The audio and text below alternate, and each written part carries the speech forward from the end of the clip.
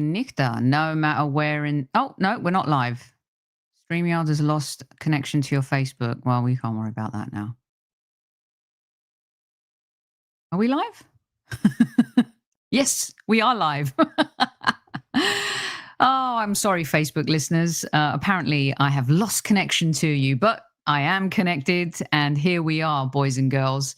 Kalimera, kalispera, kalinichta, no matter where in this wild, wacky, and sometimes wonderful world you might be. Thank you for making the Highbury Squad part of your day. You know what?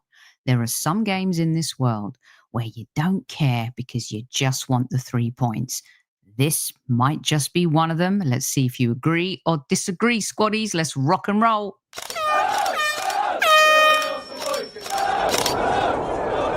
Mind the gap between the train and the platform. Please stand clear of the discussion doors. The next stop is Highbury Squad.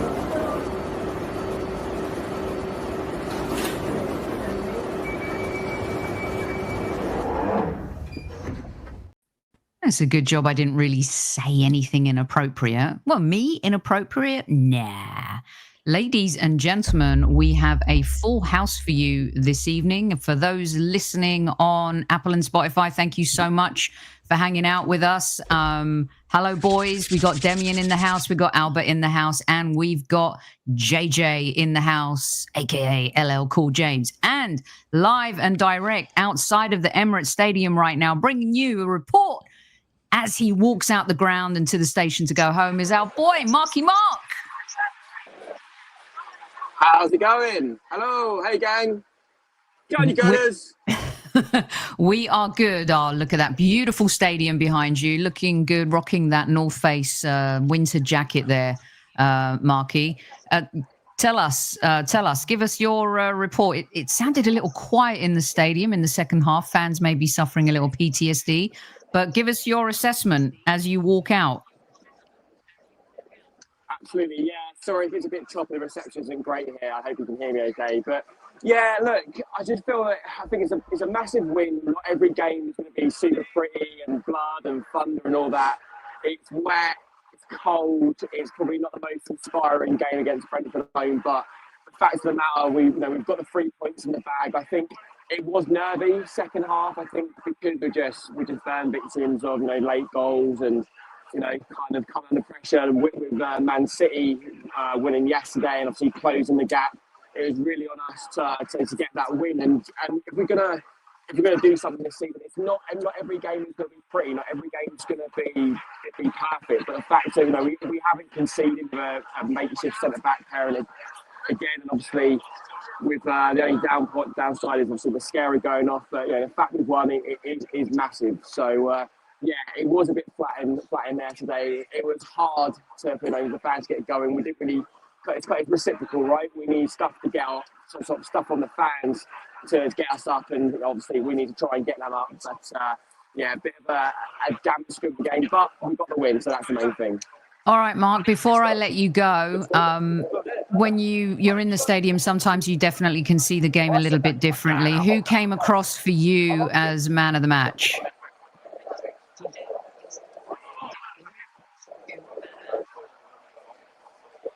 I think you asked currently here. I think you said who I think was the man of the match. That's correct. I'd probably say Merino. He's just so... Yeah, good. I would say Merino. He just gets so overlooked all the time. He's in that sort of category for me as him and Trossard. They do so many important things and they don't always get the flowers for it. So for me, Merino. And just I'm probably have to let you go soon because I don't know if you can hear me or not, and I feel like the reception's a bit choppy. But my only little concern is another injury. I keep on getting told that injuries are part and parcel, being in lots of cups and things, but I feel like it's happening too often. And I feel like if you're responsible for a role within any sort of a job, and obviously our medical team, I just don't think, I think we need to look at that. Like the load of the players, I just feel like, yeah, you're going to get injuries, but the rate of injuries is insane. If I weren't doing my job properly and I said, it's part and parcel, things happen, I wouldn't have a job. And I just feel like it's just with the size of squad we've got, we shouldn't be bare bones. So I really hope we look at. I'm sure we do. I'm sure we have like the best technology, the metrics to look at things, but it's just for me, it's just too often. So that's the only down point of the night. But I'll love you guys and leave you because I said I don't know if you can hear me, but Mark, making it 3 points. Love you guys lots. Take care. Thank you so much. Take care. We'll see you soon. And we'll put Mark's handle in the description of the show as well, so you can follow him. He's epic, does a lot for diabetes as well, and is just an all-round good guy and making some really good points there. We appreciate him giving us a call so we could soak up a little bit of the atmosphere and that Wi-Fi at the Emirates. I mean, if you're going to invest all this money, could you please just get some decent Wi-Fi? All right, got my boys here. We are locked and loaded, everybody. Squaddies in the house, at ease to each and every one of you. Please don't forget to listen to our Chief Like Officer, Tammy Steels. Hit that like button. We're getting closer to that road to 20K. And our audio platform is really growing and some really great stuff happening. Look out for the exclusive five-a-side coming out later this week, just for our Apple and Spotify and other audio platform listeners as well. Right, let's get stuck right into it. The team news came out and many were asking for changes, and you got some changes. Not Pep Guardiola, 10 changes, let me be so arrogant, that we can win against Brentford. But nonetheless, James, the changes came, and you called it that he would not rest Rice, but he did rest Saka. James Johnston, what did you make of the starting 11 and squaddies and everyone in live chat? Thank you so much for hanging out. Let us know what you thought of the starting 11 too, James. Yeah, well, I put my lineup up this morning and it was nowhere near the same as that. So, yeah, he completely threw me for 6. Like I keep telling people, Declan Rice is playing. And I know he went off near the end and everything. It was cramp. Don't worry. You could tell by when he walked off and everything, it was a bit of cramp. It's fine. Do not panic. Do not panic. Because I know everyone's waiting for him to get hurt just so they can come at me. But, yeah, no, he was always going to play Declan Rice. But, yeah, the rotation there, Sophie, had to be done, I think, if you look at it. And, like I said, more than I expected. Some of them that did come in have made you go, okay, I've seen something there tonight that I've not seen for a while. And there were others there tonight where you're going, you're leaving a lot to be desired again. So, you know, that's the game. That's the game that we're going to be playing in the next couple of weeks. It's basically 3 games a week now until March. So this is what he's paid the mega bucks for, and we keep saying it. How are you going to handle all of these players coming back? How are you going to handle the more that you keep losing on top? So, yeah, it's going to be really, really interesting. But no, I was fine with that team when it come out, Sophie. And the first, opening 15, 20 minutes, they didn't look too bad. Yeah, I had to change my thumbnail because after that pass, Albert, I'll show it to you guys just to prove it. I thought, oh my God, Madueke's going to just go off in this game, a little cheeky back heel. But we get to all of that. Albert, wanted to get your take as well on the starting 11. And before you dive in, my friend, I'm going to read a couple of comments as well, because always interesting, a polarizing figure. Some people you just can't please. Michael Daly says, it's Odegaard's first game back in months. He was good. And I think he's responding to a few of these comments from the squaddies. And 235100 says, Odegaard seems to suck creativity from the team. I don't think it's only his fault, but we really should have scored more tonight. Brentford, let us play. Theo John's son says, Villa have won 9 of their last 10 games. Oh, we'll get to that. That was for me to put up at another time. Cincinnati, Odegaard is a number 10 with no final ball and no shooting ability. Albert, the captain, came back. I actually sent a message to a few people in a variety of different WhatsApp groups because I was on Tom Canton's show, the Gooner Talk TV, the other day when everyone was asking for Rice to be rested. My point was Big Gabby is out. Odegaard is out. Mikel loves to have a general on the pitch. And there was a moment in the second half where Odegaard was being exactly that in the center circle. He was dictating. He was pushing people back. He was gesturing with his arms. I was texting some of my mates in the Emirates, and they were like, yeah, I mean, he is just so vocal and doesn't get enough credit for it. Albert, what did you think of the starting 11, and in particular, our captain who came back to start his first game from injury? Yeah, the starting 11. Well done for having the tree up and decorated for this one. Well done. Come on. I'm in a different room. And big up Tammy back in the chat as well. Yes, thank you for the round of applause for the Albert J TV Christmas tree in the background. Team lineup.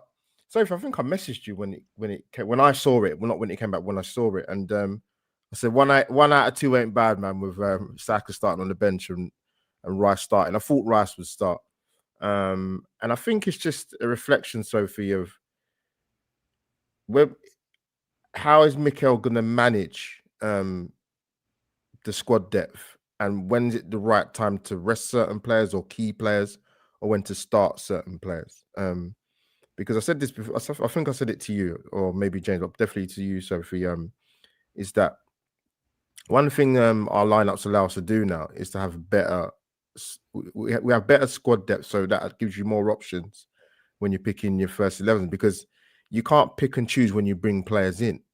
Yes, we're missing the kingpin central pairing of Saliba and Gabriel, but you can't pick Hincapie starting against, I don't know, a Sunderland or a Leeds at home. They're going to play in big games. Mosquera came in, obviously, when Finn got injured against Liverpool. But listen, people ask for changes.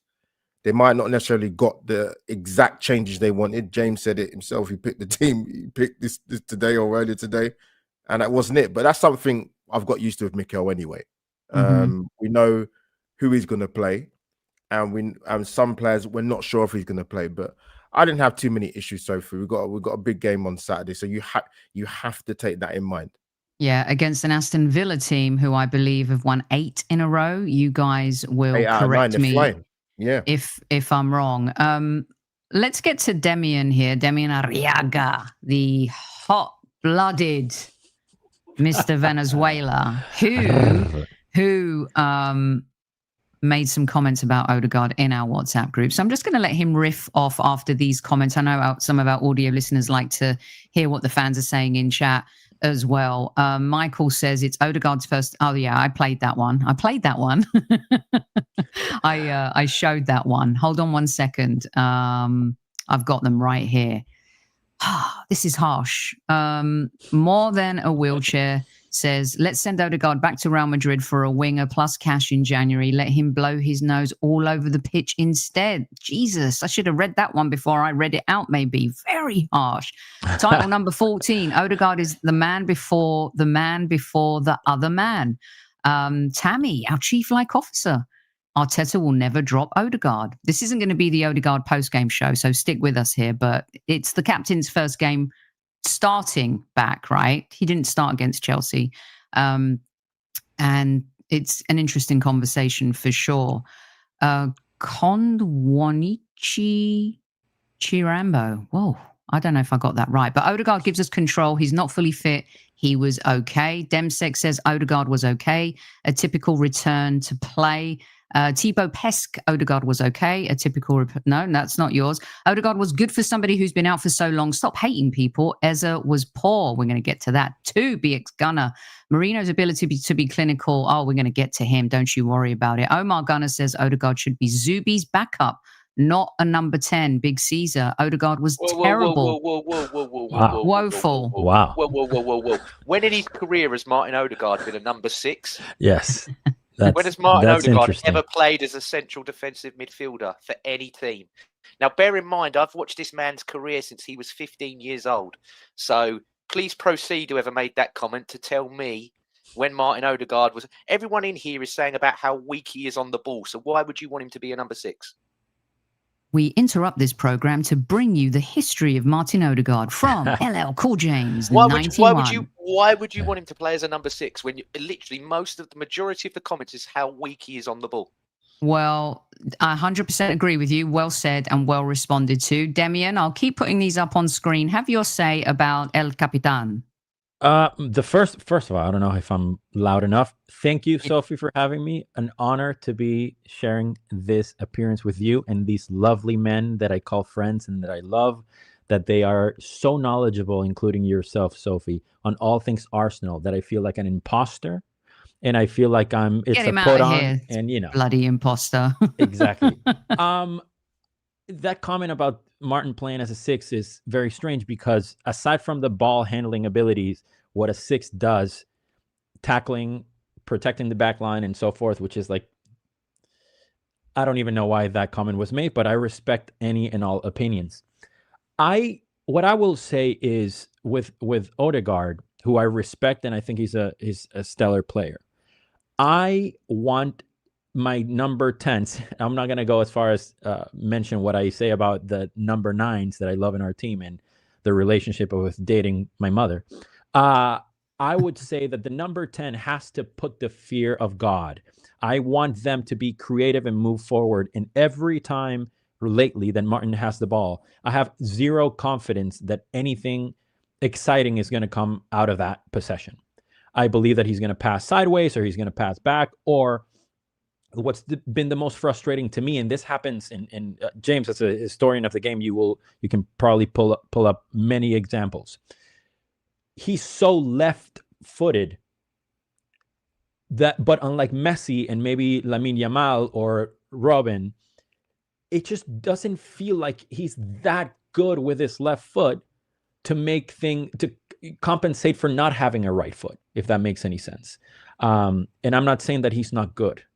There's just something there that is missing, and I wouldn't mind him not being starting or on the pitch as often because I just You're not think a fan. You're not a fan. I mean, so I am a fan. I love the guy. I think he's amazing. I just think that he's not going through the right form at the moment, and we can't just have them on the pitch just because of his potential or what it was. We have to be ruthless. And if we were ruthless with some of the sort of dross that Arteta moved on from the team, well, if we think of form and not of history and of past, like I would feel the same way with Saka. I would feel the same. There's like nobody is irreplaceable in that team, especially after everything that he has built or the club has built and the players that have come in.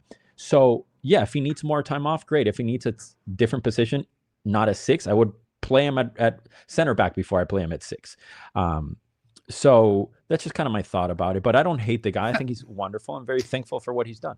Yeah, I also think that we should kind of take into consideration you could see today Martinelli, from players are coming back from injury and they're not match fit. So they're going to have, bursts of energy and be involved in games and then kind of, be rusty, I think. And I just find it interesting because for me, when I saw Odegaard playing today, I thought that he was neat.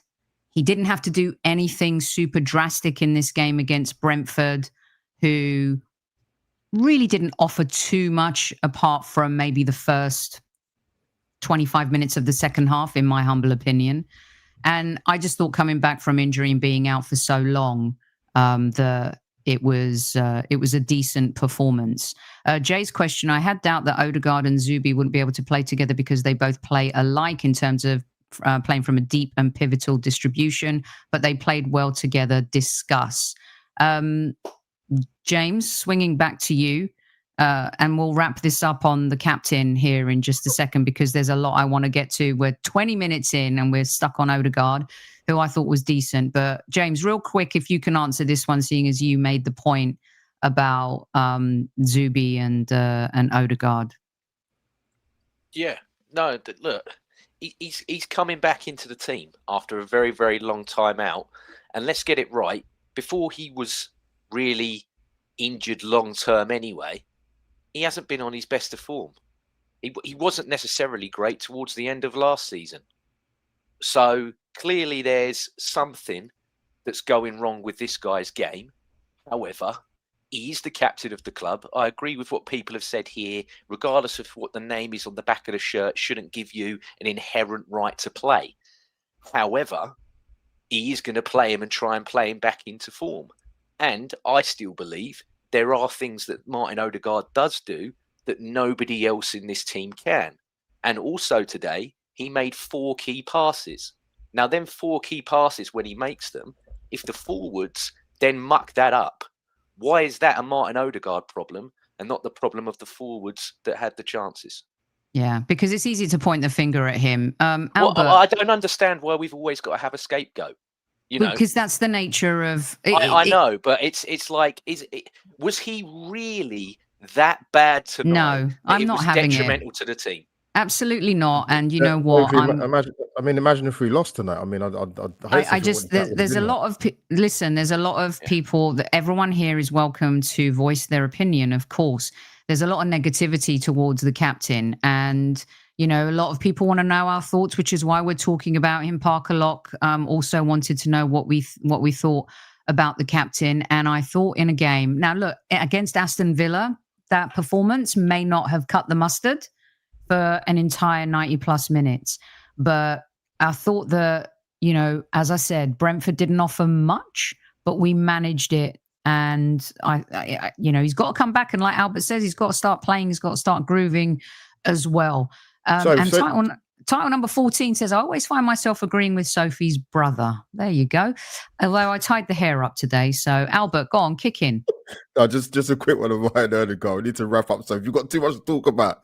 But I think someone mentioned it in the comments. It's kind of been my fault with Martin Odegaard's injury or no injury. When we talk about Arsenal, we talk about moving the ball quicker or a bit more speed in transition. But I think with him, he holds onto the ball too long.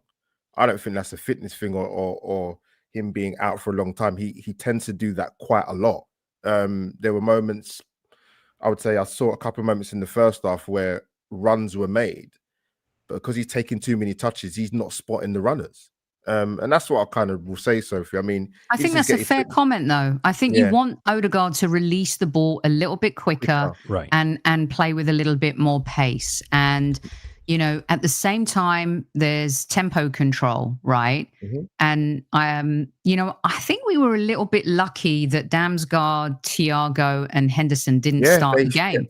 Yeah. And I was really surprised about that. Right. Okay. So we're going to move on from Martin Odegaard, and we'll be able to talk about him again after the Aston Villa game, and we will go from there. I'm just going to get some of these comments out the way because I want to focus on a couple of other things. You guys are making me work hard tonight. Imperial Rastaman says, this team is trash, Sophie. Come on, man. What we watching? Merino was tired. Why leave him on? Oh, because he got an assist. No, he scored. Jeez. Oh, we almost got a goal before rubbish, blah, blah, blah. Okay. So I put this up there for a reason. We're so trash. We're top of the Prem. We're top of the Champions League, and we're in a quarterfinals of a cup. And unbeaten in 18. But we're trash. We're trash. We're utter trash. So trash. Absolute trash. Okay, so now we got that out the way. The first half, right? I thought we were very good. I messaged you guys because, and this is why Madueke was my initial thumbnail. I really did think, ooh, this is going to be exciting. And I messaged you guys and said, oh, that cheeky little 2 touches and the back heel to Benjamin White are things that we don't see Saka do. Sorry, I was just looking to take this comment off the screen. The things that we don't see Saka do. Demian, I know, you know, being a Latino, you love a little flair and pizzazz, don't you, eh? My stereotyping. Yes, I guess I am. But no, we're friends. I can make jokes like that. But you love to see that. And it is the type of thing that Saka doesn't do a lot, but a brilliant first goal, Benjamin White's cross, pinpoint, and Mikel Merino once again with the goal. Yeah, it was beautiful. I love seeing that flair. I love seeing that, you know, confidence, and especially when it's effective. It's not like Anthony, but I loved it. I loved everything about it. And since you bring up the Latino part, okay, I want to say something. I want to clear the air. It's something that's been bothering me. Albert, don't laugh. This is a very serious matter.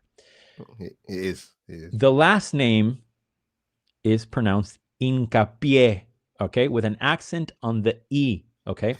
Ironically, Hincapie means essentially emphasis. So you want to have the right emphasis on the right syllable, right? That's a way for you to remember. It's not emphasis. It's not Hincapie. It's Hincapie. So that's my 2 cents for today. If there's anything that people learn from me today, is that.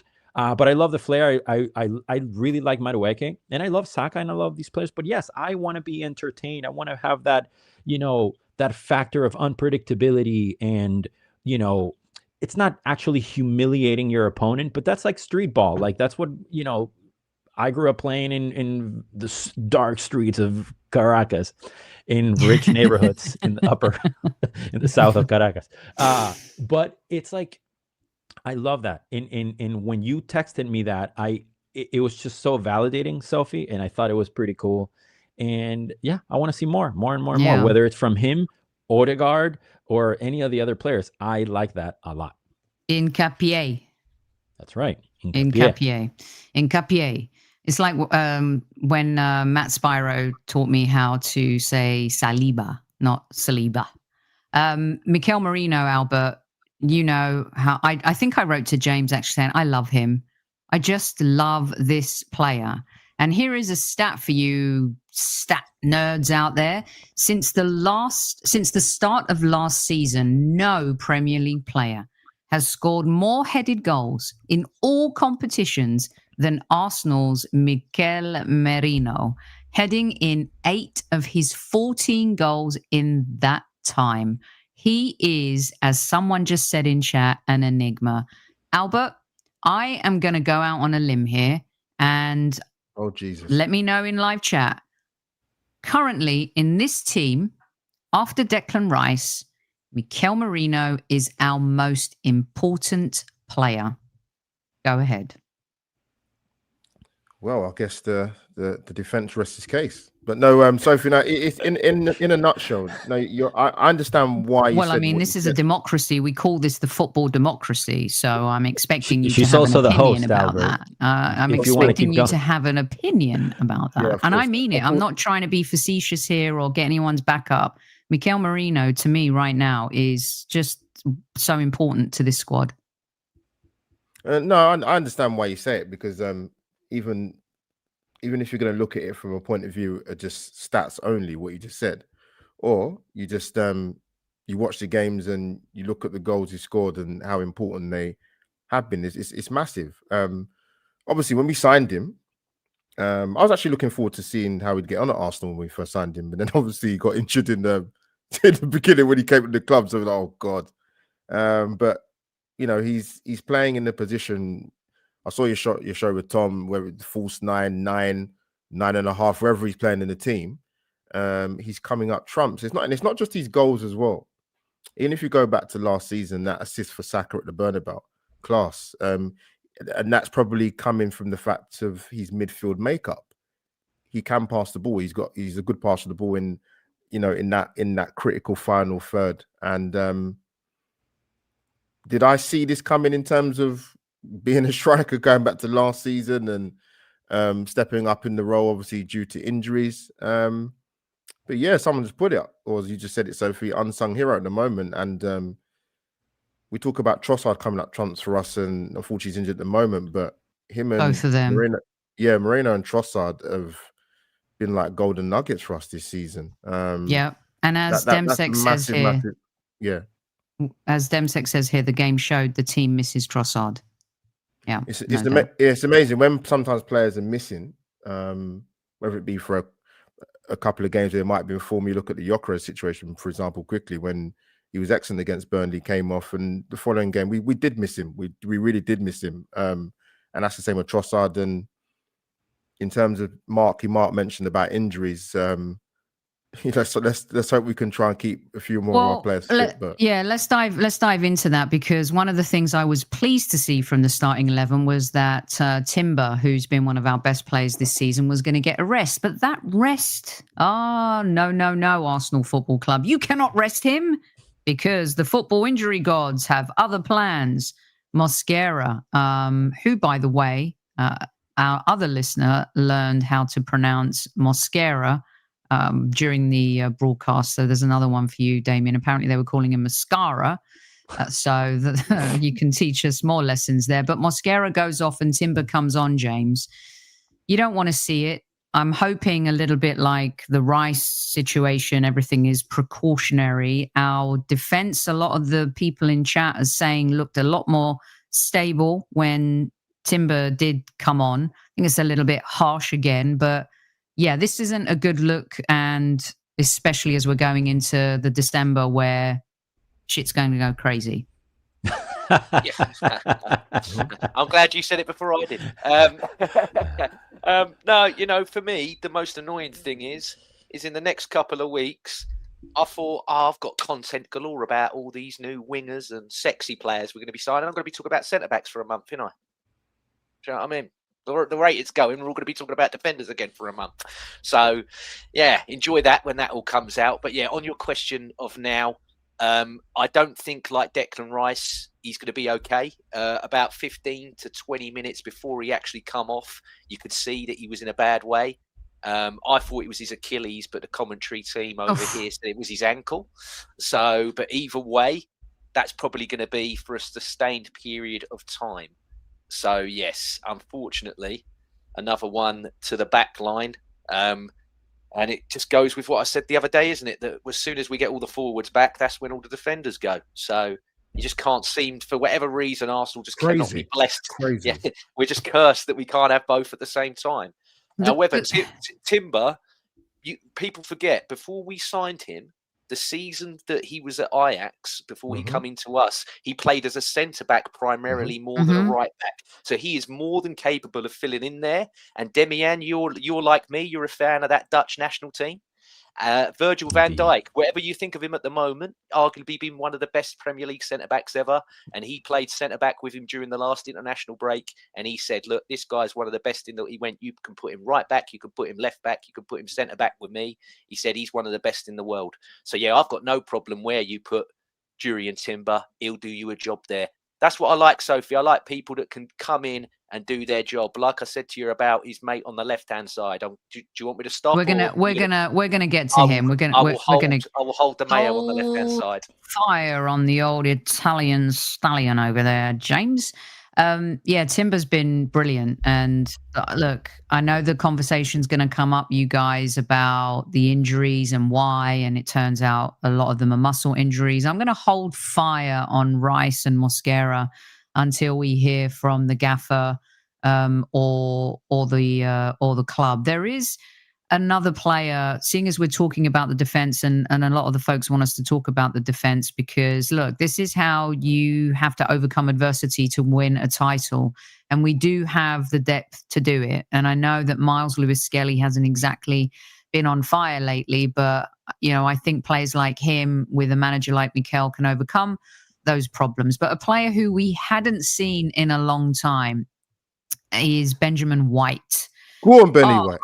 Look at that hair right here. And Timber, I don't know if he just wants to like cuddle his hair or he's just giving him a little, my little Benjamin right here. I love Benjamin White. I've been a fan since day one. We talked about unsung heroes. I think that Benjamin is another player that has worked in the shadows.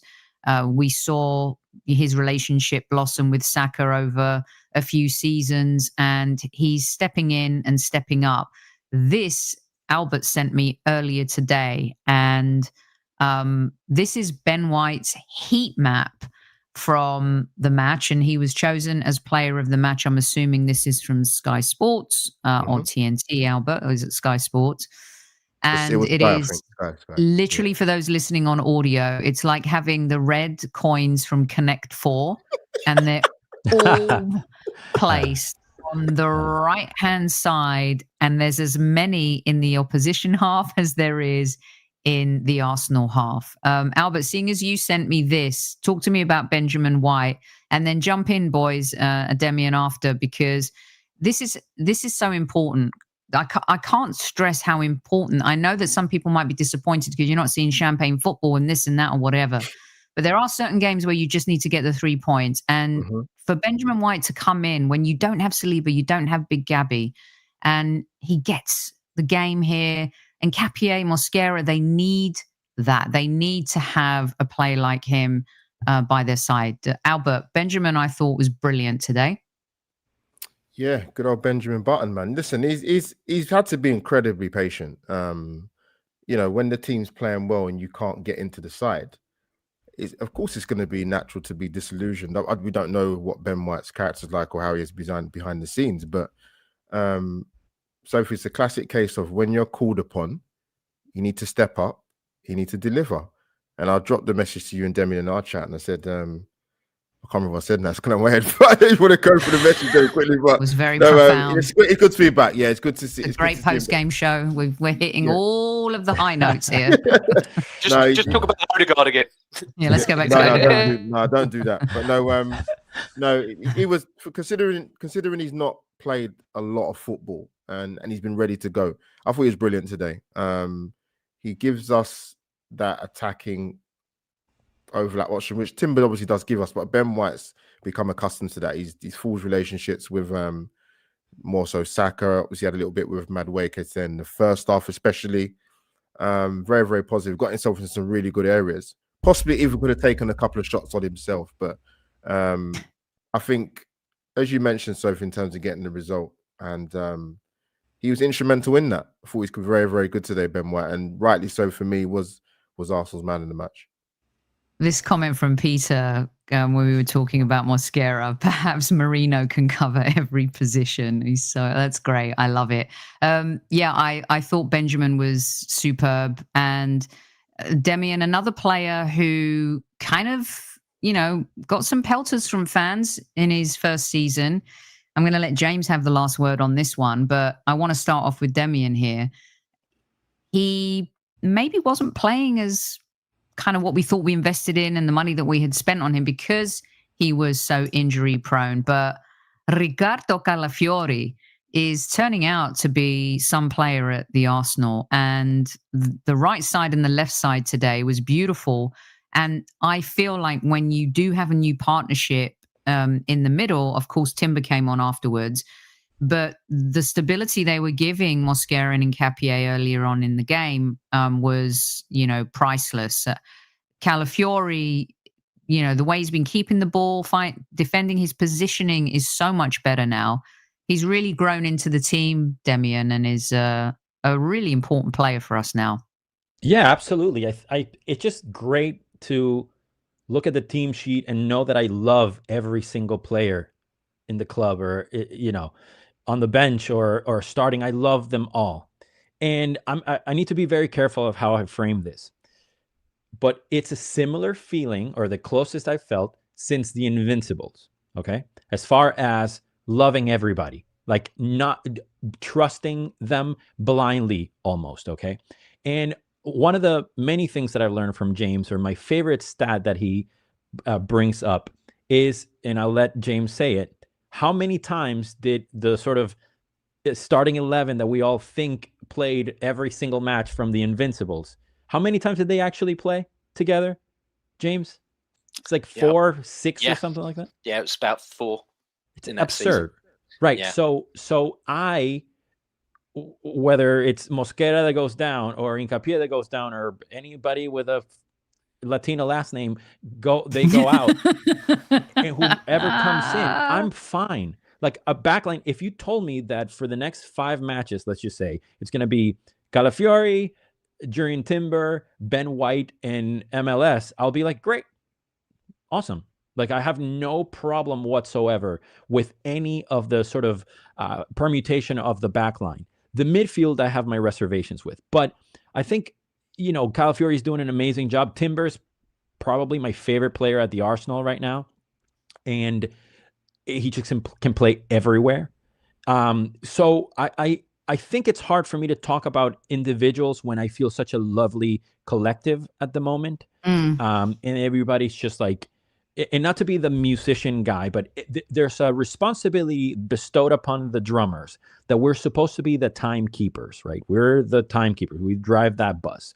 But in reality, for bands to excel, you need everybody keeping time. So yeah, we can have a metronomic player like Zubimendi or Odegaard or whoever we want to, assign that responsibility. But when everybody does that timekeeping, so to speak, that's when the team propels forward and it makes whatever silly metaphor I can come up with. I get what you're saying. I mean, there's a rhythm, there's a synchronicity, the way they play together as a unit. And by the way, you're not alone in your comment about the Invincibles. Ian Stone, host of Handbrake Off, was on this show last Monday Madness, and he said that this is the best team that he's seen since the Invincibles. And I don't think that's a stretch at all, Demian. I think that is bang on. And you're right about plug and play. That's how you win titles. You can't just rely on 11 players. Mikel's tried that before, and it's not worked. Right. And we've seen those players be overworked. So, yeah, no, I think it's a great point. I'm going to let James, whose camera's fallen again, and he looks like, I'm just keeping tabs today, people. James, why don't you wax lyrical about Calafiori? He's been waiting for this moment, you guys. Yeah, look, people watching this probably watched a lot of this last season, where I was very critical of the guy. I was like, he's amazing going that way, but this guy can't defend. I was like, trust Arsenal to buy the only Italian player that can't defend. I was like, that's just us in a nutshell, isn't it? We buy the least vocal German goalkeeper of all time in Leno, and then we buy an Italian defender that can't defend. But no, this man, whatever happened in the summer, whatever happened himself, I mean, to me, I'm not going to go off on a mad tangent, but definitely Gabriel Heinz's influence on not just that whole back line, but him specifically. Remember, this is a guy that did play. He was a centre-back that sometimes had to play left-back at Man United or PSG, wherever else he used to play. And I don't know what he's done with him. I don't know if he's took him one-to-one. I don't know if it's as a group or what have you. But he has turned into such an important player, not just offensively, but defensively as well. And I thought today he was great. I thought he played really, really well. I know that Ben White got man of the match on Sky Sports over here. I know that Merino got it on other broadcasters elsewhere. For me, don't give us your man of your match yet. You save that to the end, but you've done it now. You've blown it. It's like Calafiori was mine. I thought he was amazing. It's like when you want to watch like a great TV show that everyone's binge watching, like The Diplomat or The Jackal, and someone in your Facebook page or whatever says, "Oh, I can't believe the cat died at the end." Man, well done, James. This show's epic. I love it. Remind me to get the three of you together more often. Go on, he's James. He's an epic player, Soph. Like this season, he's really, really turned himself around.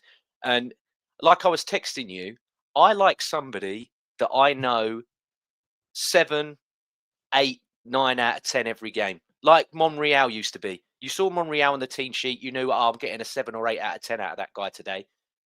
There's nothing better than dependability. And he is right now, he is dependable. And when you've got them two new centre-backs, like Demian mentioned earlier, I don't think a lot of people are taking enough credit because they know they're good players. However, these two are brand new to this team. They're brand spanking new. They've only just joined. So it's good job. There are other people in there that are dependable and have the consistency that are helping them out. And that's what he did today. He did a lot of defending and a lot of attacking.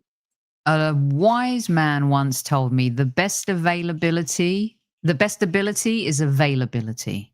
And that is very true. And I spoke to a legend and icon the other day, which I'll tell you about at the end of the show, because I got something to share with you guys at the end of the show. And he said, or was it you? One of you. Maybe it wasn't a legend and icon. Maybe you guys are the... I was going to say, it's very kind. It was me, Sophie. You've been speaking to me a lot lately. Such high praise. It's like what you want is a 7 out of 10 every game. Yeah, every game. I've just got on about it. I love this Calafiori from Miss Melina here. Very consistent. Yes. And Forza Ricardo. There's a lot of love for him. Benny Blanco and Ricardo. I see an Arsenal mafia growing here, people. an Arsenal mafia growing. All right, Sorry, who else? our defense. Yeah, go on. Sorry. Would you like to No, speak okay. about the Italian as well, Mister? Listen, we're multicultural here. We've got Venezuela, we've got Nigeria, we've got Greece, we've got Cyprus, we got Essex. Ilford. Yes, yeah. This great angler service to Skelford. Yeah. Go on, Albert. Yeah. Get stuck in 2-footed. No studs. There are other train networks, people. Sorry, let me apologize for that. No, just quickly, Sophie, in terms of defense, and the defense has been a bedrock for a few seasons, but we've only conceded 2 goals at home this season. Tell them, Albert. Remind the people. 7 in the league. 2 at home we've conceded this season. It's amazing, like the way when we spoke about this before on the show in terms of our defense, obviously talking about Calafiori as well. Sometimes I watch him play, Sophie, James Demian. I'm like, what is he doing in that position in the final third? Where is he going? Love him. I don't think Mikel wants him to do that, if I'm going to be really, really honest. But he just turns up wherever he wanted to turn up anyway. But yeah, he's been brilliant. You think some of the podcasts, whether it be on this channel or you catch things on YouTube or Instagram highlight reels talking about Calafiori, for example, and some of the discourse you heard about him, and you look this season what he's done, and defensively getting into brilliant positions, and he's a goal scoring threat as well, Sophie. I mean, that goal that got disallowed at Fulham, what a finish! So he's got, and he almost got one tonight, didn't he? He hit it a bit too close to the keeper. Oh, yeah, and Saka, what was Saka, he doing there? Jesus Christ, Saka! I might have to DM him. I don't care if he doesn't see it. I'm going to do it anyway. But no, he's been brilliant. The defense needs a shout out again for the players that are missing, or niggles, or this and that, and to have that type of record already at this stage of the season is phenomenal. Well said, Albert. I'm giving you that golf clap / substitution clap. And hold on, if you're going to move on to the play that I'm going to mention next. Okay, go for it. Okay, because Albert's talking about a makeshift defense. All right. And what helps, and I know some people have been a bit mad at him lately, but look at this superhero, David Raya, flying high in the sky in the London night at the Emirates, under the spotlight. You can't see this photo now if you're listening on audio, but let me just tell you, the dude looks like an Avenger. I mean, and every other player is just staring at him, and it is a beautiful sight to see. And this save was a huge moment in the game. Yeah.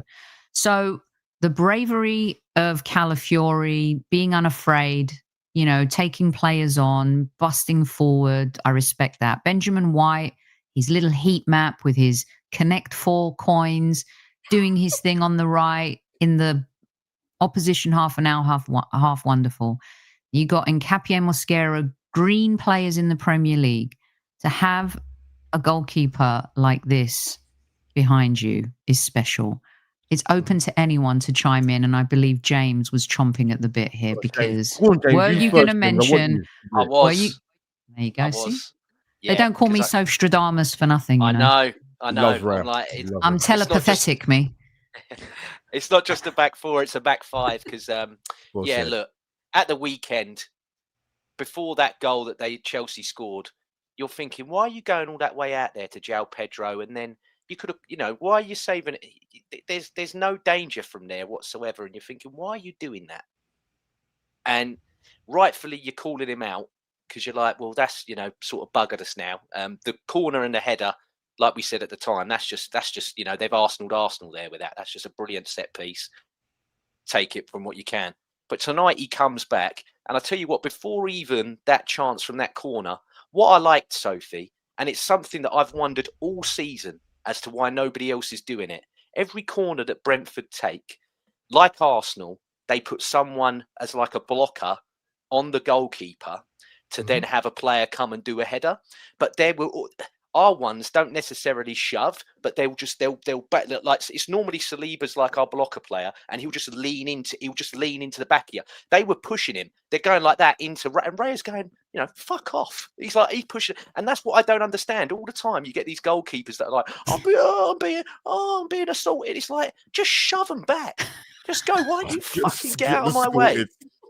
It's just, I don't understand it. I'm like, what? I'm like, it's not because you've got ex-pros saying, "Oh, look at the way the goalkeepers are being bad." I'm like, Joe Hart the other day, he's like, "Oh, look at the way these Arsenal players are on the go." I'm like, Joe, if it was you, you'd go fuck off. Yeah, he Get was off off. me. That's And 2 I'm like, F-bombs. Yeah, I don't understand it. It's ridiculous. will In be unspecified on the audio upload today. No, but it's true. I mean, it was makes no sense. Even the it's not just goalkeepers too. Even the penalty that Newcastle got was so pathetic yesterday. I don't know if you guys saw that. Because like It was Raya's so not weak. even the tallest, almost statuesque goalkeeper, but I'm like, he's making the rest of you look like wimps because he ain't having no one push him. He's like, get off me. No way. Not in my house. And he's, he's not the biggest. He's not the biggest, is he? And damn right, he's bossing it back there. And I thought it was really, really important. Demian, anyone else? Here's what I would like to say, and I would love your take on this. I thought Martinelli reverted back to type today. For me, Trossard has earned starting on the left because he affects the game. At first, I thought Trossard was just a super sub, but the way he's grown into that role and the way he affects the game, the way he is able to pivot in small and tight spaces, but not lose the ball as much as Martinelli, his distribution, his technical ability, and his finishing. Demian, I thought today Martinelli proved my point and many other Arsenal fans' point. For me, he's been a super sub, and I love the role that he plays, and I think he relishes it. It wasn't a great game for him. Don't want to be too negative because we won, but we also have to be fair in our assessment. It wasn't a good outing for Martinelli today, Demian. Yeah, I mean, what I'll say about Martinelli, trying to keep it as positive as I can, because I only really have positive things to say about the kid, is I just think he's a 9. Like this idea that he keeps playing on the wing or I just don't think he's always being set up for success. That's just my opinion. And I would love to see him, whether it's as a super sub or even as a starter, but just down the middle as much as I can, as far up the pitch as I can. So if what I conceive in my ignorant opinion as him playing out of position, then if that is, he's going to have a certain ceiling. So whenever he does have a massive match, I would be very surprised. But if he has a massive match down the middle, I'll feel like, oh yeah, that's what he's supposed to do, almost validating my opinion. So I don't know if that addressed what you mentioned, and I do have to say that today I didn't really look out for. I wasn't really paying attention to Martinelli, to be completely honest with you. I was more. I wanted to see what Rice would do, and Madueke was amazing. So that's just kind of where my eyes went, and Ben White and Calafiori as well. But again, you've got Jacob agreeing with you as Martinelli's a forward, not a winger. I don't know. But do you guys? I just think sometimes he's too slight to be playing that forward role. It's funny because Super Kev always used to say, "You'll get eaten alive in that role, trying to play that role week in, week out." He's not built for it physically. I just don't. I think there's different kinds of strikers, right? In my life, sort of growing up in Venezuela and watching football from all over the world, it's basically only in England where people talk about hold-up play. Like in Brazil, they never talk about hold-up play. Like the 9 has to be the strong hold, playing with his back against the goal. That doesn't happen. It's like in Argentina, usually you don't have that. It's just like, who's just going to run, past, in between lines or get at the end of the goal, like Martin Palermo used to do, or all these players, Batistuta and all these people. So I understand what Kevin would think or like that, but I just think that there's different strikers for different things. And what I love, and James and I have spoken about this before, we miss the 1v1 Ronaldo, the original Ronaldo, against the keeper. That never happens anymore, virtually ever.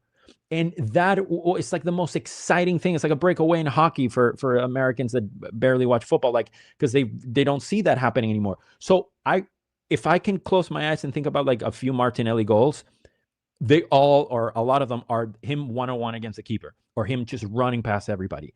I love that. I miss that. And that to me is one of those sort of tenets of what football is from a young age for me, that being one of them, or having a number 10 that is very creative and a 6 that it has X, quality. So, but that is, we've had this conversation a lot on the show lately about, again, I agree with you.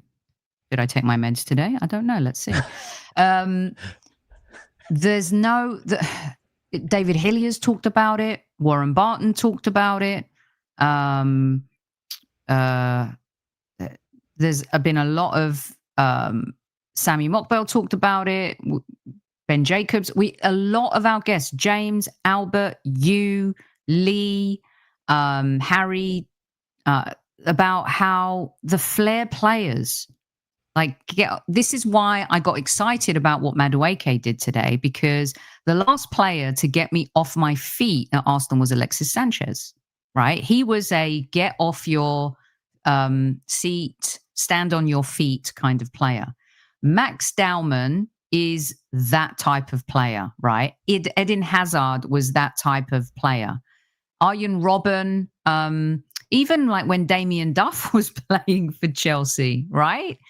Very underrated, Sophie, Damian Duff. He doesn't get the props he deserves. Very. There's just not that type of, and the guest who I did the pre-interview with yesterday, it's going to go out tomorrow, which I'll tell you about at the end of the show, was talking about, pizzazz, and that players are very robotic these days. And it's not them. It's the tactics. It's the control freaks that are the managers. It's the possession obsession.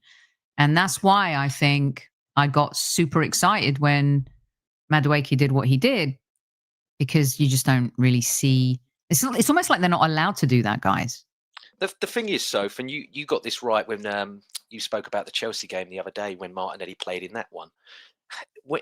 When you have a direct dribbler, which is what Martinelli necessarily is. I know he's very good at being a sort of defensive player as well as an offensive player, and that's why Arteta picks him, because he's very good at going back and forth, up and down. But he had Madueke doing it on the right-hand side today. And with Ben White, who does that as well, primarily that's where most of our play went, was down that right-hand side. So nothing happened on the left, really, to let Martinelli do that. I know he had that chance that he skied over and everything else. But yeah, again, as much as I've praised Arteta all season, I think the last 2 games picking Martinelli to start hasn't been the best choice. Again, we played another team that were like a 5 or a 3 at the back, which is very difficult, I think, for him, because they're just going to completely shield you and show you to that side. And unless you can chop in or cut in, which he hasn't really been doing lately, he's not going to be able to. So that today, probably for me, I would have gone for Eze, mate. And I know he needed a break, but I would have maybe played Eze on the left from the start, because he would have been better on the ball. You needed people to dominate the ball in order to be effective, and then bring Martinelli on when they're tired, like we keep saying to each other. And that's when they go, bugger, because all game I've been in a mental battle, and now I've got to do foot races against a Martinelli. And we all know what Martinelli's like in foot races. Like we said against Bayern Munich, if it was any other player, Manuel Neuer's not running out that goal. He knew, bugger, I've got to go because it's Martinelli. Mm-hmm. And also with Merino up top, he's not like Gyökeres where he's dragging 2 away that's giving Martinelli space. So that's another thing. If you put Martinelli with Gyökeres, you'll see a completely different player. You'll see the player that we're all talking about and we're all lauding. I'm telling you, because he drags people out that leave space for Martinelli to run in behind. Interesting. And I think you got some fair points there, because we see it and then we don't. And you're right. Like, it does matter who plays alongside you and who brings the best out of you. And I know there was a comment here about Madueke as well. But also, I just wanted to put this comment up from Boy Tendio. It's like chess. Creativity is less valuable in chess because every board state has been played out in all ways they could be, and the outcomes have been recorded. I think that there's too much at stake as well these days to gamble. But also as the game evolves and trends, the kind of playing the Pep way, playing out the back. First it was take the ball, pass the ball, keep the ball, the Barcelona way, the playing out the back. Of course, it was Johan Cruyff and total football, but now we're seeing a little bit of old school, Sam Allardyce, long throws, long balls. I would like to call it a little George Graham, Mikel Arteta, a lot closer to George Graham than Arsene Wenger for sure. And I think the manager who kind of trusts, is there a manager out there right now who trusts his players to just let loose, to play for it? Bournemouth is probably, and it's costing them, bad example, Soph. But they play the way they play. Yeah. Well, before last week, you'd have said Vincent Kompany at Bayern, wouldn't you? Because he's basically doing the same thing he did at Burnley, except he hasn't got Burnley players. He's got talent. He's got way better players. But yeah, in terms of someone just letting shackles off and saying go for it, he's definitely. I would have said, I would have said Kompany last week. Glasner's not a bad shout either. Not a bad shout, not as much as the others, but for sure. Yeah, I would love to see the trend. There's something about, I know it was embarrassing, but there's something about that 5-4 game that I just loved last night. Right? That was crazy, that game. Good Lord. And this 4-2 game, is it 4-2? 4-3, Villa and Brighton. Brighton, yeah. I just love those games. There's something fun about them. Look, would I love to win the title playing 1-0 boring football? Of course. I'm not saying that. I don't want us to be playing pizzazzy, risky football every week. I just like to see the pizzazzy players have a spell in the game where they do have their little bedazzled moment. So, Sophie, you know what? You're right. To come off the back of that, even the game yesterday with City and Fulham, I was watching it. I don't know what you guys thought. Like, you got the managers on the touchline, and I thought at a point is almost like it didn't matter who was on the touchline because the game was just all over the place. And I would have loved it if Fulham had got that to 5-5. I think they almost did. The clearance off the line. Honestly, it was unbelievable. But yeah, did you hear managers... Albert, real quick, did you hear the post game where the journalist said, "Well, another one of those games, Pep," and he's like, "Another one? Excuse me, this game? Like, no, we haven't seen this." It was so hilarious. I absolutely loved his response. It was great. Sorry, Albert. No, Pep, God, if I was a journalist trying to ask him a question, I'd be picking my own brains. But no, it was crazy. Like like I said, just the manager on the touchline. It almost felt like they was just not in control of the team.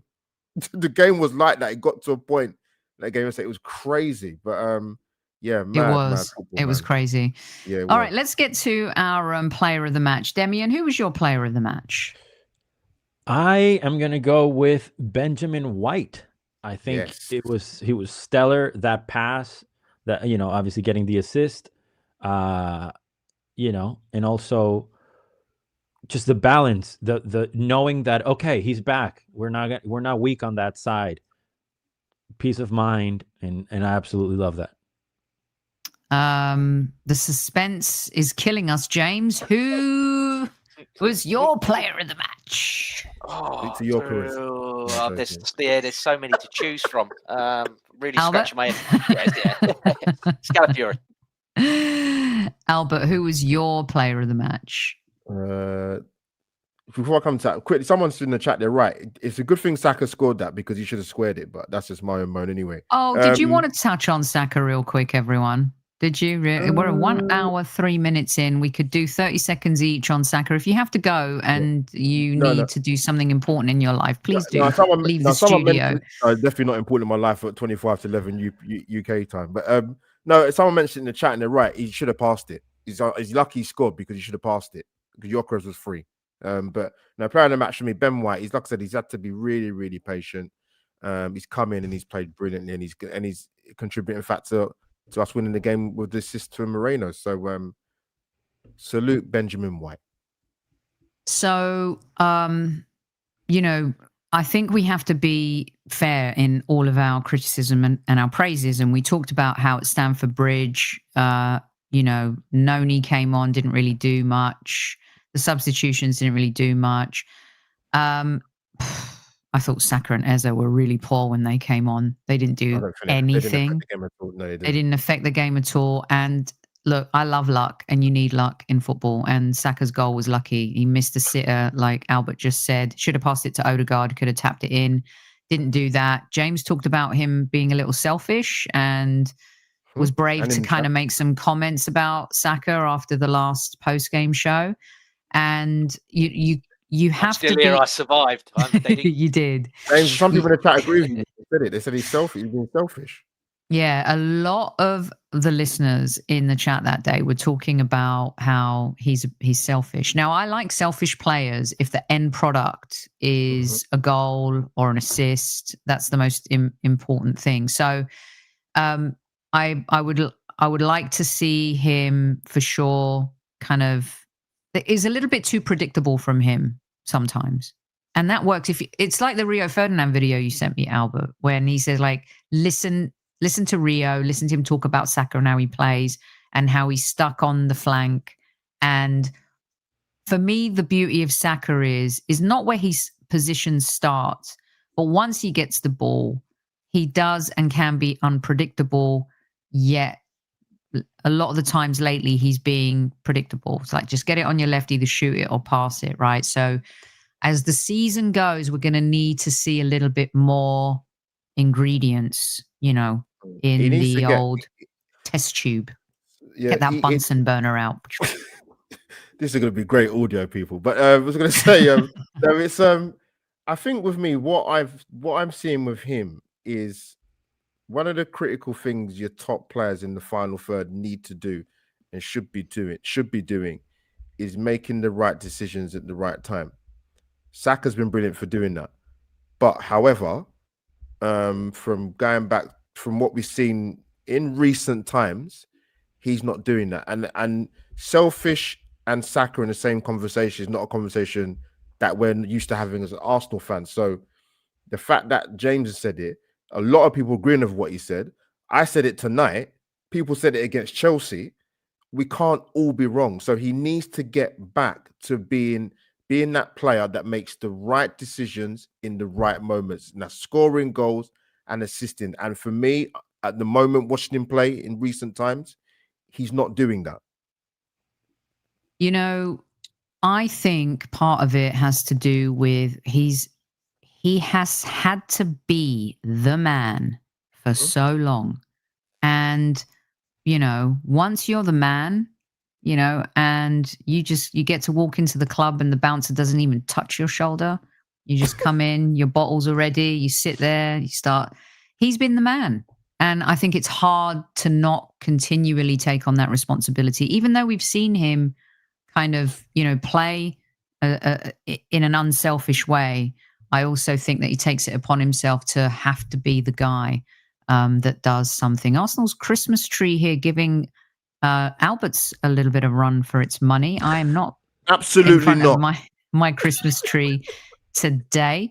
I'm showing pictures right now of Declan and Calafiori and Saka and Victor Gyökeres walking in, and there's the Arsenal Christmas tree, red and white. I mean, look, Christmas isn't blue and white, is it? It's red and white. That's all I'm going to say. So my man of the match, by the way, is a collective.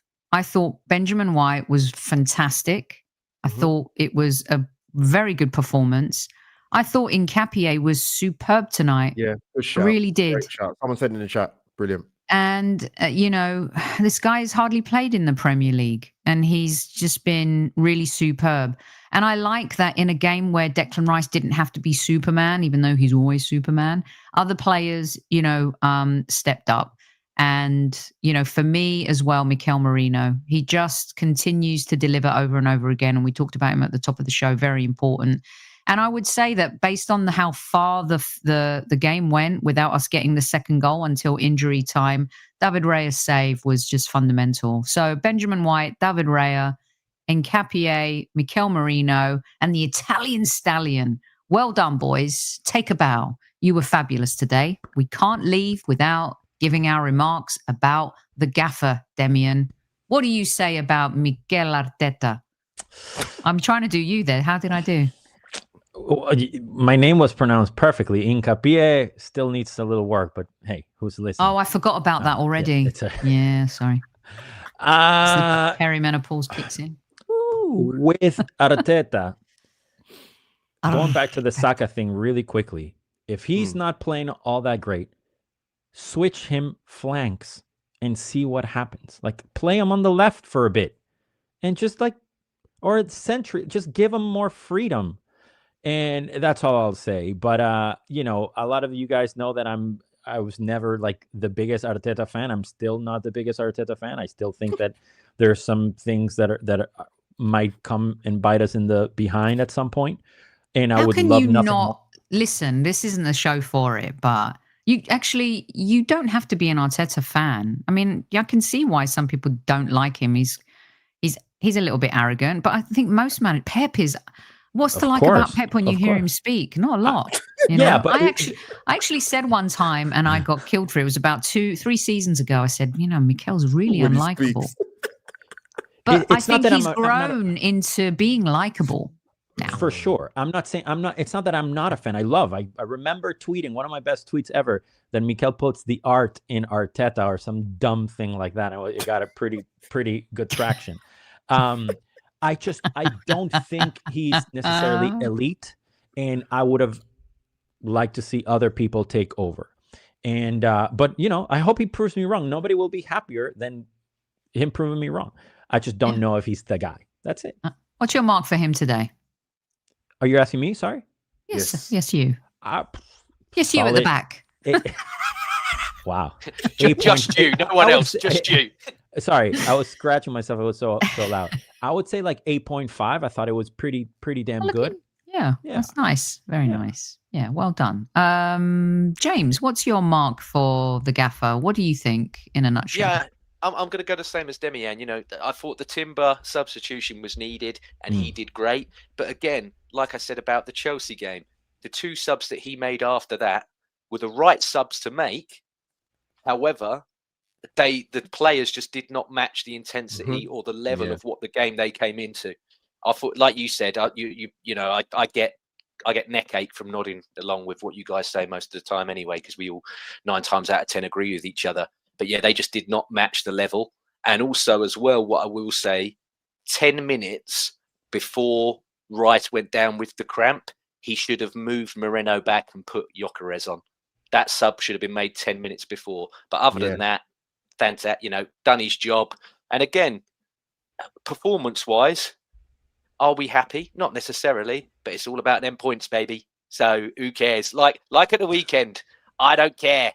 Got the points. Everyone else dropped points. So, I'm not going to do it again, but F them. So that's it, Is anyone here old enough for this? What a points make! Prizes. There we go. Thank you. Yeah. That was a game show, Demian. Demian, Forsyth. You'd love Bruce Forsyth if you. Okay. By the way, can we just mention consummate entertainer? This has to be the only Arsenal podcast ever where the host mentioned Connect 4 in 2 different occasions. Okay. So I feel I've been thrown under the bus a couple of times on this podcast. If there is a younger audience that is not well aware of Connect 4, could you please Google it? It's an app on your phone. It's an app on your phone. And other games are available. Yeah. And also go to Christmas. Yeah.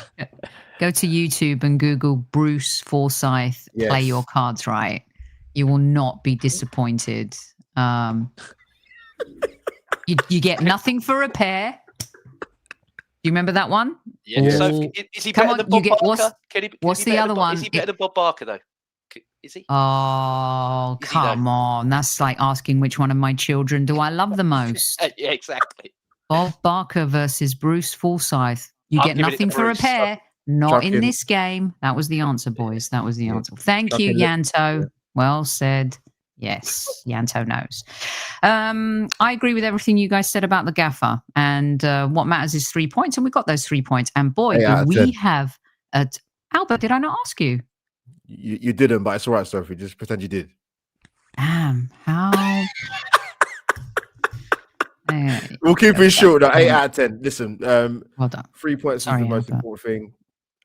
Made the necessary changes to the team, freshen it up a bit.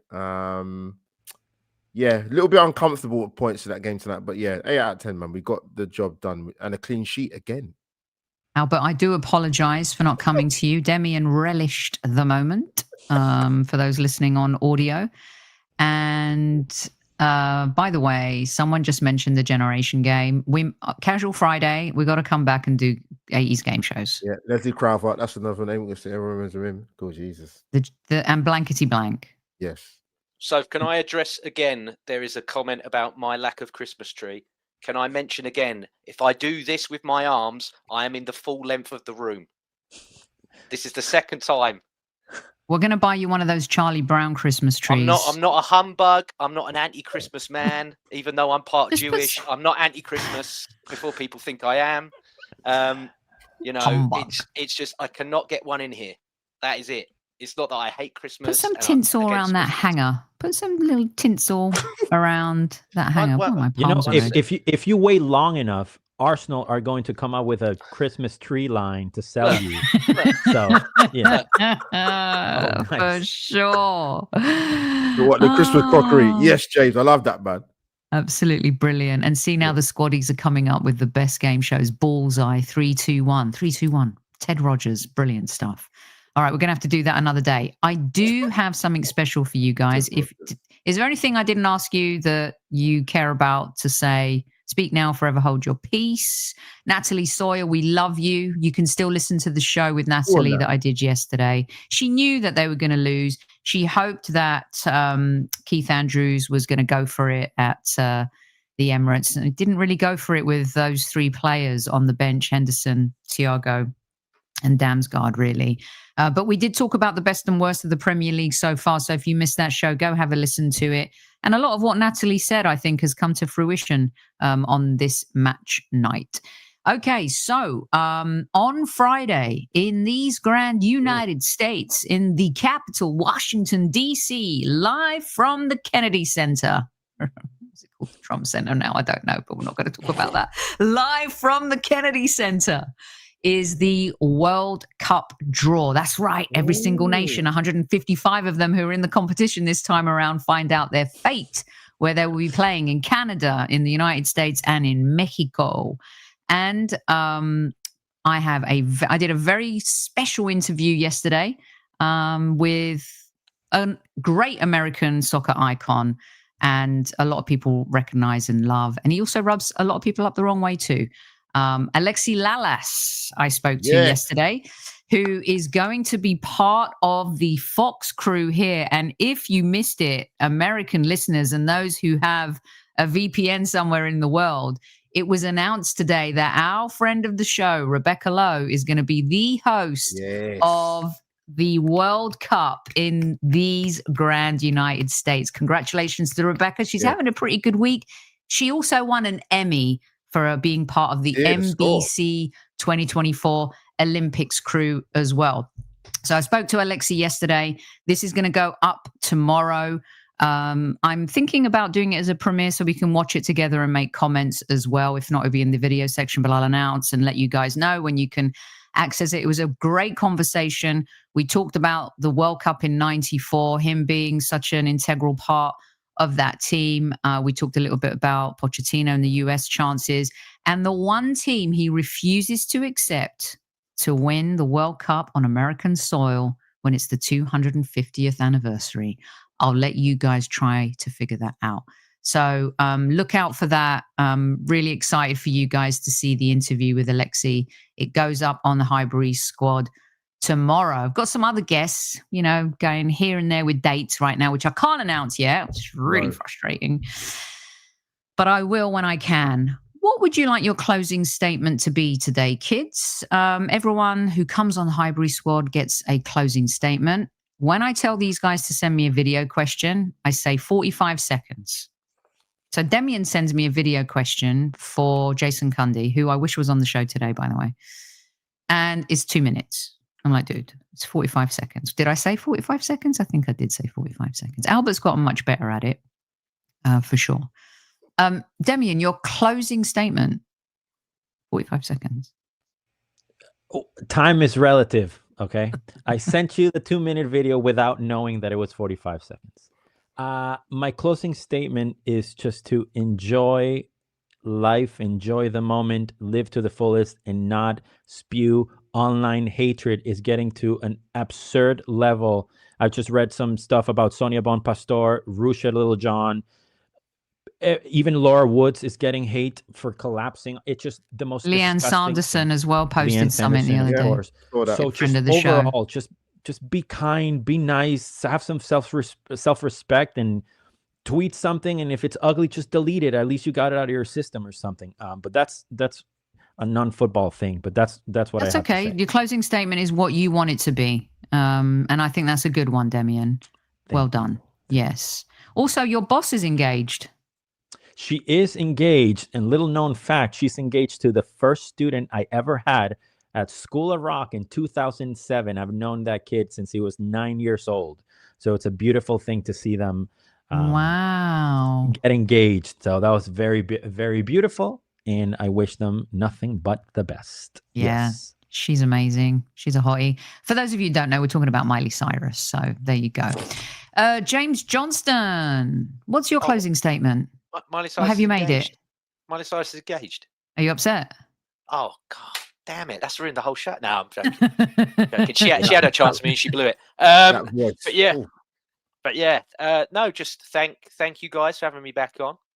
Thanks for the chat, and thanks everybody for joining in. And like I said, result, yes. Performance, chalk it off. Got to have a better one on Saturday, and you'll be up bright and early, and I guess I'll be back here after Saturday to chew the fat again. Can't wait. Are we playing? Love it. Is it 12:30 kickoff? Yeah, It is. Yeah, It is. Oh my Rise and God, shine Demian. football. That's a 6:30 a.m. post-game show, kids. Oh, God. Oh, Sophie, 6:30 a.m. post-game show. We're not doing a pre-game show, guys. So get your scores in if you want now for Aston Villa. They're really good. They've won 100 games in a row. Emery's turned it around. They were bottom of the barrel. I mean, he's unbelievable what he's done. Let's give him credit. That is going to be a tough match at Villa Park. But you know what? It's teams like Villa where the run ends at some point, and that run ends this weekend, people. It really does against the Gunners, against the. I'd take that Morgan Rogers though. I like that. Everyone will take him. Every week everyone will take him. It gets better and better. Albert, what is your 45-second close? Not sure if I got one, Sophie. No, I have. No, listen, Arsenal fans, we can't win anything in December. Take each game as it comes. 18 unbeaten in all comps. Coin Sophie's phrase, the great rule of Arsenal performing.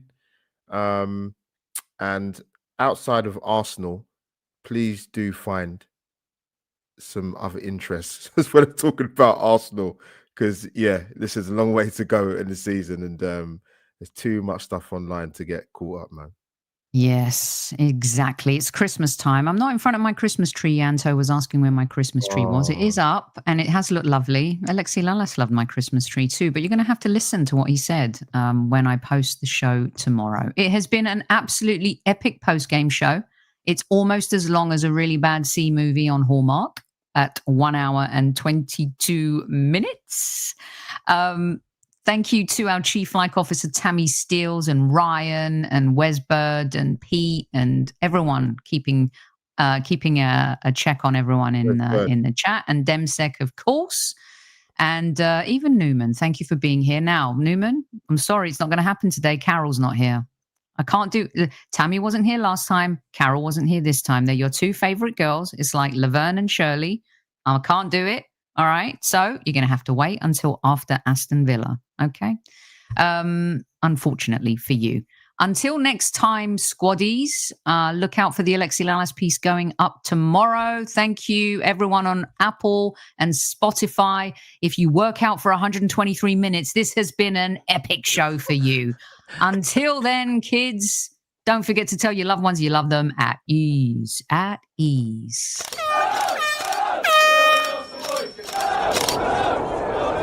Mind the gap between the train and the platform. Please stand clear of the discussion doors. The next stop is Highbury Squad.